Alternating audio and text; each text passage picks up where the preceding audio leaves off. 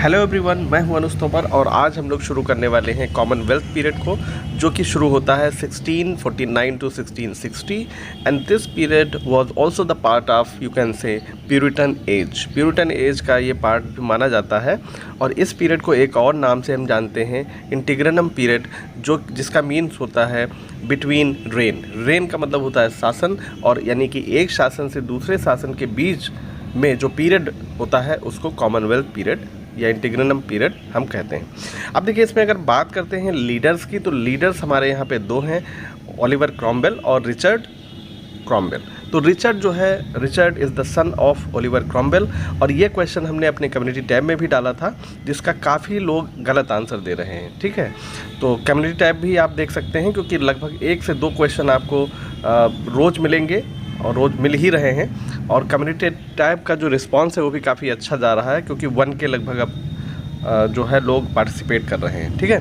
तो you are most welcome in my community tab, और 1 question से 2 क्वेश्चन आपको मिलेगा, तो यानी कि महीने का आपका 50 टू 60 क्वेश्चन आप वहाँ से तैयार करते हैं, और जो क्वेश्चन वहाँ पे दिए जाते हैं वो बहुत ही इंपॉर्टेंट रहते हैं। क्योंकि एक मैंने क्वेश्चन दिया था जो कि आपका GIC लेक्चरर के लिए, तो वो सीधा उसी दिन वो आया था।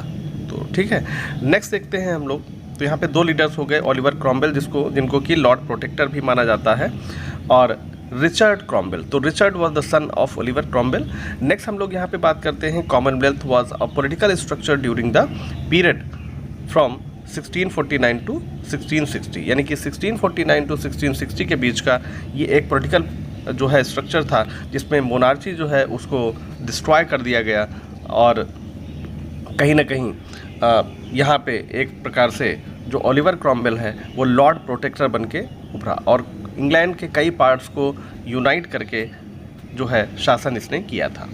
नेक्स्ट हम लोग बात करते हैं, देखिए, England and Wales later on Ireland and Scot. अभी हम जो बात कर रहे थे, जो इंग्लैंड था, जो वेल्स पार्ट था, ये दोनों यूनाइट पहले हुए, और उसके बाद आयरलैंड और स्कॉटलैंड यूनाइट हुए, और these all the part came together और एक गवर्नमेंट बन गई, were governed as a republic, एक रिपब्लिक के रूप में ये साथ में आ गए after the end of the second English civil war and the trial and execution of Charles first. Charles first को बिहेडेड किया गया था किस सन में? 1649 में, और उसके बाद ये जितने भी पार्ट्स हैं इंग्लैंड के, ये सारे साथ आ गए, और कहीं ना कहीं ओलिवर क्रॉमवेल जो थे उन्होंने इनके ऊपर शासन करना शुरू कर दिया एज अ लॉर्ड प्रोटेक्टर। ठीक है, not as a king.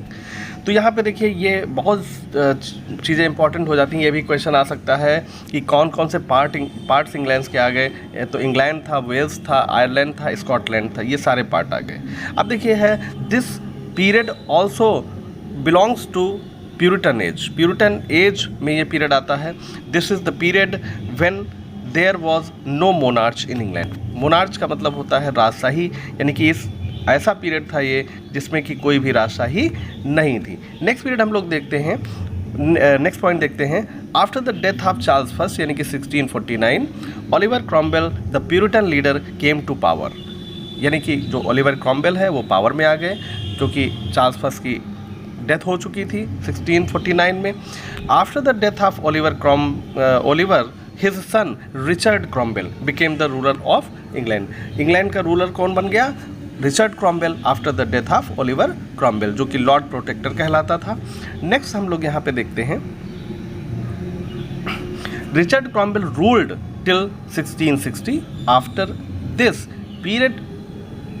Period Puritans became gradually unpopular. यानी कि 1660 तक तो इन दोनों का काम अच्छा चला, यानी कि जो ओलिवर क्रॉमवेल थे और रिचर्ड क्रॉमवेल, काफ़ी ज़्यादा इनको जनता से सपोर्ट मिला, और एक प्रकार से इन्होंने अच्छा शासन किया। लेकिन धीरे धीरे लोगों के मन में एक विचार आया कि नहीं, मोनार्ची ही अच्छा शासन है, यानी कि राजशाही या राजतंत्र ही अच्छा शासन है, और कहीं ना कहीं इनकी पॉपुलैरिटी जब कम हुई तो इनको इनकी डिक्लाइन शुरू हो गई, इनका पतन शुरू हो गया। नेक्स्ट हम लोग देखते हैं रिचर्ड क्रॉमवेल। अच्छा, ये हो गया आपका। The people of England realised that monarchy was essential for them, यानी कि लोगों ने एक मन में विचार बना लिया कि नहीं, मोनार्ची इज़ बेस्ट। ठीक है, और फिर उन्होंने क्या किया, कहीं ना कहीं इनके पतन का यही कारण बना। अब देखिए मेजर पोइट्स की अगर हम बात करते हैं इस एज में, तो जॉन मिल्टन जो कि बहुत ही रिनाउंड फिगर रहे, इनके बगैर तो आप इमेजिन भी नहीं कर सकते हैं। और जॉन मिल्टन के बारे में कहा जाता है कि he was the most educated English poet, यानी कि जॉन मिल्टन के बारे में कहा जाता है कि ये बहुत ज़्यादा मेहनत करने वाले थे। और ये इनके बारे में एक और चीज़ कही जाती है कि कभी ऐसा दिन नहीं हुआ जब आधी रात को ही ये सोने जाते थे। मतलब he was a very learn person और he use to work hard, और you can say he was very industrious as far as his study was concern, यानी कि स्टडी किया करते थे, जानकारी किया करते थे। चलिए कुछ पॉइंट्स और देख लेते हैं। हालांकि हम लोग काफ़ी पॉइंट देख चुके हैं कॉमनवेल्थ पीरियड में, या इसको प्यूरिटन एज भी कहा जाता है। हम लोग कुछ पॉइंट्स एक बार देख लेते हैं। Charles first declared the civil war.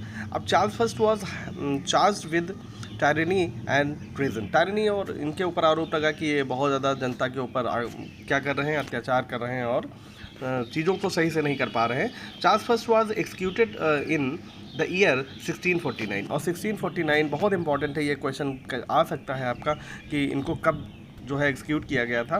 तो इनको 1649 में किया गया था। प्यूरिटन्स बिकेम विक्टोरियस, और जो जीता वो कौन थे, प्यूरिटन्स थे, जिसमें कि उनका मेन लीडर जो था वो था ओलिवर क्रॉमवेल।